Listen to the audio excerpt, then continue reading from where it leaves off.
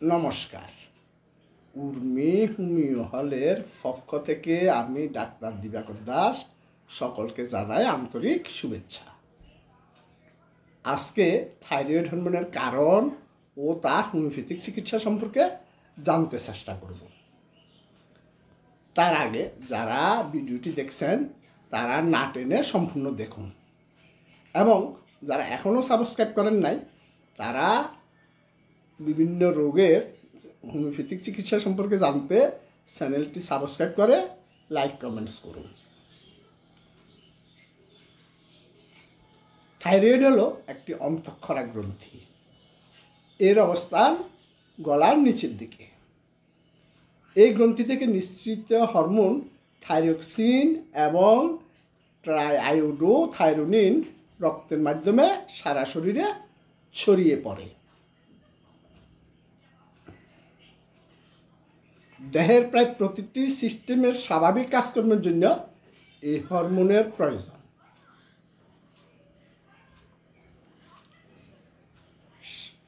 স্বাভাবিকভাবে এই হরমোনের মাত্রার হেরফের হলে শরীরের প্রায় সবকটি সিস্টেমের উপরই প্রভাব পড়ে।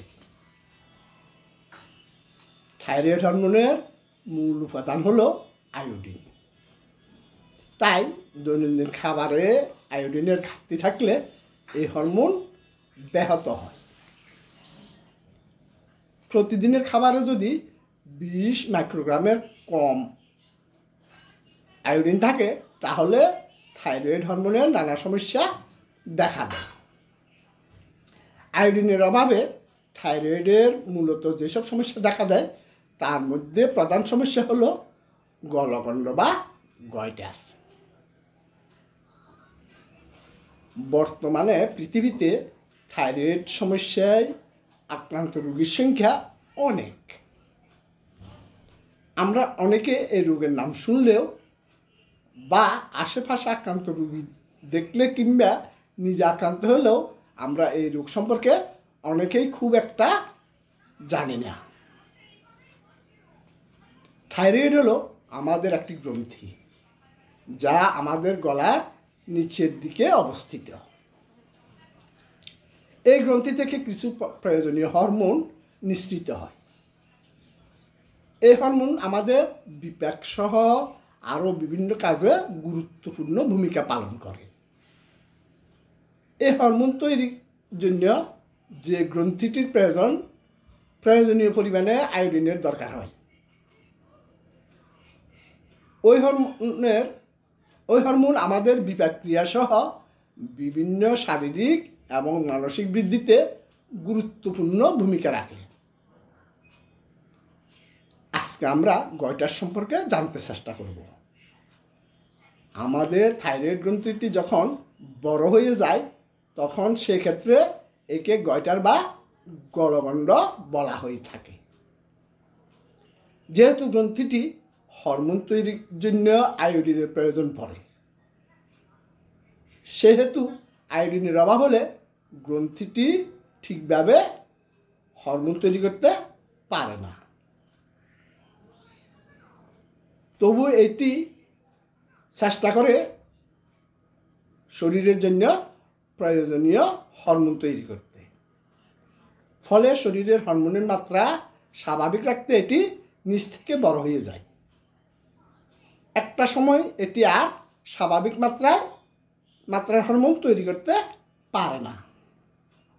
ফলে প্রয়োজনের তুলনায় হরমোনের পরিমাণ কমে যায় এবং ফলাফল হিসাবে ওই ব্যক্তির হাইপোথাইরয়েডিজমে আক্রান্ত হয়।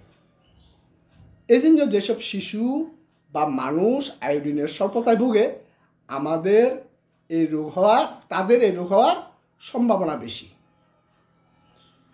তবে বর্তমানে লবণের সাথে আয়োডিন গ্রহণের ফলে এই রোগের প্রাদুর্ভাব অনেকাংশেই কমে এসেছে। গলগণ্ড বা গয়টার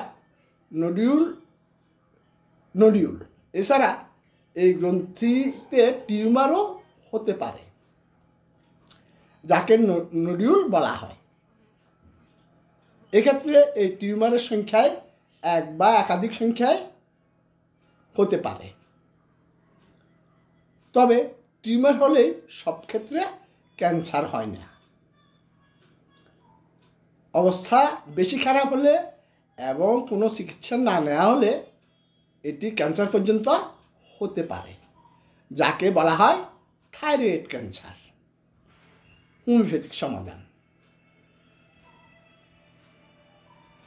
হোমিওপ্যাথিতে রোগের নয়, রোগীর চিকিৎসা করা হয়।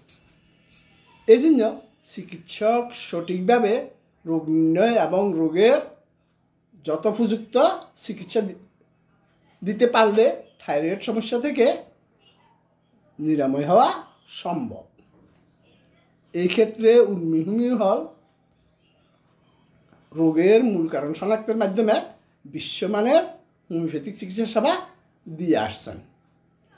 উন্নত দেশে শিশু জন্মের সঙ্গে সঙ্গে থাইরয়েডের রক্ত পরীক্ষা প্রচলন আছে।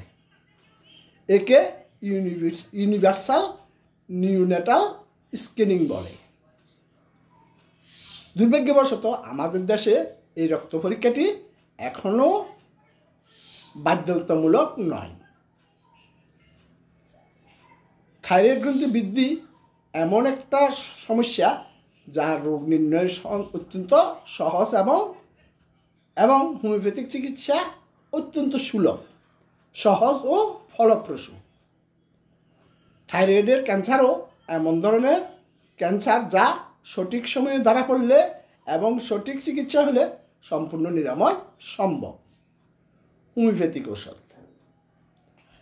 হোমিওপ্যাথিতে থাইরয়েডের চিকিৎসায় থাইরয়েডিনাম ছাড়াও আয়োডিন, ক্যালকেরিয়া কার্ব, নাট্রামিউর, গ্লাইকোফোডিয়াম, সাইলেসিয়া, থুজা, ম্যাডোরিনিয়াম সহ আরও অনেক ওষুধ লক্ষণের উপর ভিত্তি করে আসতে পারে। তবে কখনোই চিকিৎসকের পরামর্শ ছাড়া ওষুধ খাবেন না, কারণ চিকিৎসক তার অভিজ্ঞতার আলোকে ওষুধ নির্বাচন করে থাকেন এবং চিকিৎসা ক্ষেত্রে বিশেষ গুরুত্বপূর্ণ থাকেন, যা চিকিৎসা ক্ষেত্রে খুব গুরুত্বপূর্ণ, কারণ ওষুধের বিরূপ প্রতিক্রিয়ায় ক্ষতির সম্ভাবনা প্রবল থাকে। আজকে এই পর্যন্তই। গলগণ্ড চিকিৎসা সম্পর্কে আরও জানতে ইনবক্সে কমেন্ট করুন। ধন্যবাদ।